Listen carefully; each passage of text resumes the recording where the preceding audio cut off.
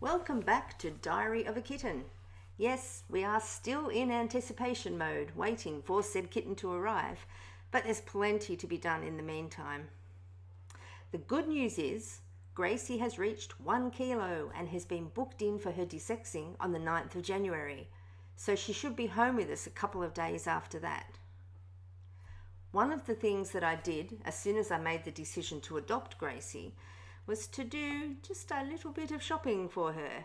One trip turned into 2, turned into 3. You know how it is. So let's go and have a look at Gracie's haul. Most of it is not necessary. It's just for a bit of fun. Some of them are practical things. Some of them are practical things that both Gracie and Max will be using, and some of them are short-term things because she will be in this room until she and Max get used to each other enough that I can move her out into the main house. Max is coming for a visit. So I'll have her in here in the playpen where they can sort of work out that each other exists, and then the aim is that I'll take the playpen out into the lounge room where Max is going to knock the camera over, punny, where they'll be able to see each other, smell each other, but not touch. So that keeps Gracie safe, and it gives Max an area where he has the rest of the house so he can still feel that he's in control a bit.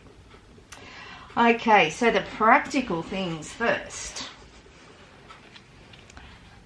They each have one of these feeding mats. It's a silicone mat with a little lip on it, ostensibly to catch the drips. Now that Max is only licking food, he gets it on his chin and he shakes his head around a bit. And I have it up the fridge, up the walls, all over the floor, so it's not going to catch a lot, but what it does catch will be easier to clean. I also have just a new brush because the old one was just getting a bit tatty. So that's always nice. Nice and practical. Okay, the other practical thing for both of them is I'm going to try this litter trapper mat. The litter that I'm using works really well in that it breaks down quickly so that all that's left in the bottom of the sieve tray is sawdust, but that also means by day 2 after a change it's very sawdusty, so it can get trapped. So we'll throw this in front and see if that helps. Okay, so on to the temporary things.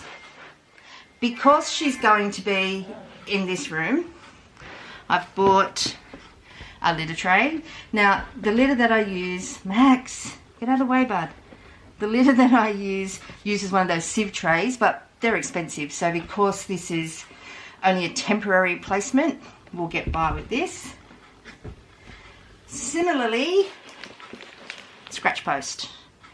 They don't say that these are for kittens, but they are. It's only 40 centimetres. There's not much to it. She'll outgrow that really quickly, but it was only cheap. It was only $9, so there's no harm in that being tossed as soon as she's out in the main house. In the lounge room, she'll have a big cat tower and 2 scratch posts, so plenty to keep her occupied without this little baby one. But in the meantime, it's great to have it here in the room. Just a little blanket so she has something that's just hers, that hasn't been used by any other cat and have any other cat smell. Not your smell, buddy. Then we have the toys. Max loves his seal so much. People don't want to see your bottom, buddy. Max loves carrying his seal around, so I thought it would be lovely to get Gracie something little that if she wants to pick it up and carry it around, she can. So the limbs will go in her mouth quite easily. So this is a lovely little tiger that hopefully will be her friend. But this is beautiful. This sheep I'm hoping will be her snuggle buddy. It is the softest thing ever. It's really hard to explain. It's like, it's soft beyond soft. It actually creates a bit of sensory overload for me, because it's so soft, it feels wrong. It's really odd, but I'm assuming it will be bigger than her Max, so she can cuddle up to it. So that will be in her bed when she arrives. Then we have, of course, toys.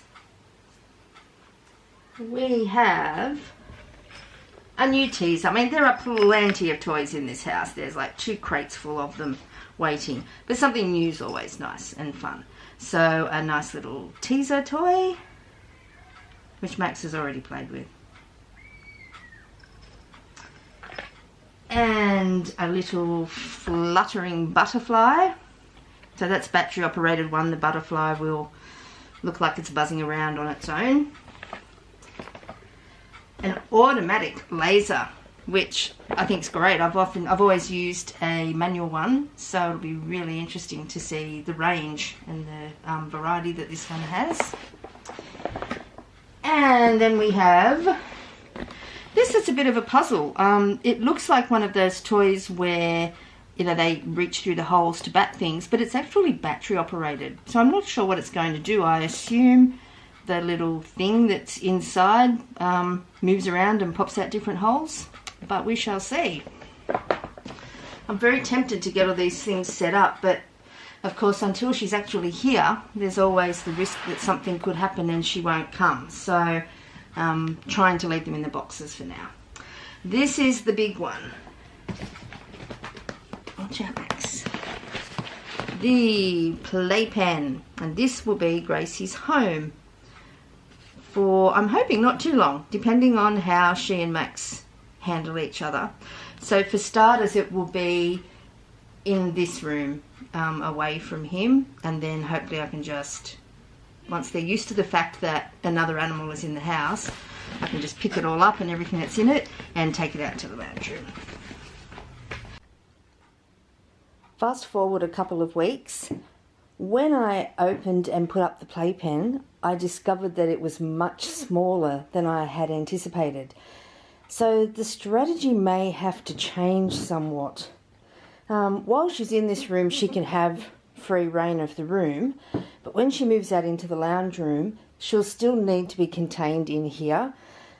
So I still need to get her used to it and find some way to have most things in here.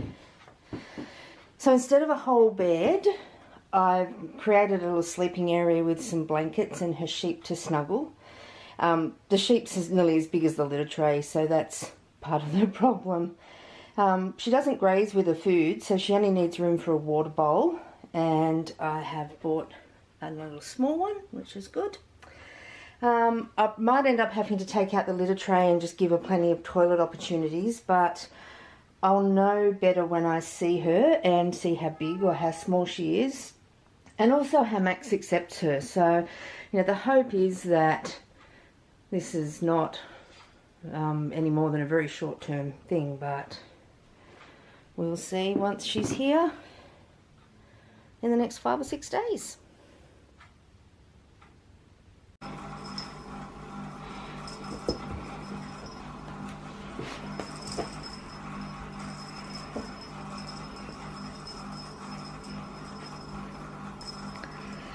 He's been sleeping in Gracie's room because it's cool, so and I've also been noticing his desire to play a little bit more, so I thought, oh, getting used to actually playing in here and playing with some of the toys that we've bought for her, and it might make him a little more amenable to playing with her when she's here. You never know, I'm hopeful.